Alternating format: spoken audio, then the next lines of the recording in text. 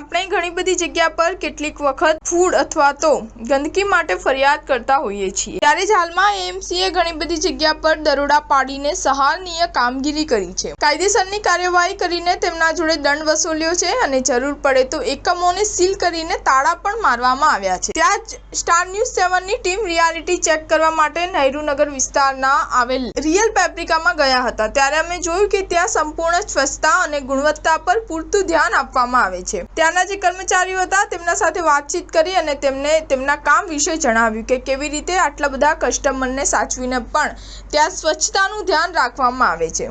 ત્યાંના મેનેજર સાથે વાત કરી તેમણે પહેલો શબ્દ કીધો કે ગ્રાહક અમારો ભગવાન, અમે ગ્રાહકને પોતાના પરિવારના સભ્યોની જેમ સાચવીએ છીએ, જેથી અમારાથી બનતા બધા પ્રયાસો કરીએ છીએ કે તે રિયલ પેપ્રિકા જેવી નામચીન જગ્યાએથી હતાશ થઈને પાછા ના જાય। સ્ટાર ન્યૂઝ 7 હંમેશા સચ્ચાઈની સાથે।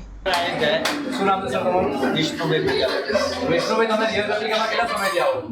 7 વર્ષથી આવો છો। વિજ્ઞાન તમને હાઇજેનિક અને તમને સ્ટાફનો બિહેવિયર, સ્વચ્છતાનું ધ્યાન કેવી રીતે રાખવામાં આવે? બહુ સારું હોય, બહુ સારી રીતે।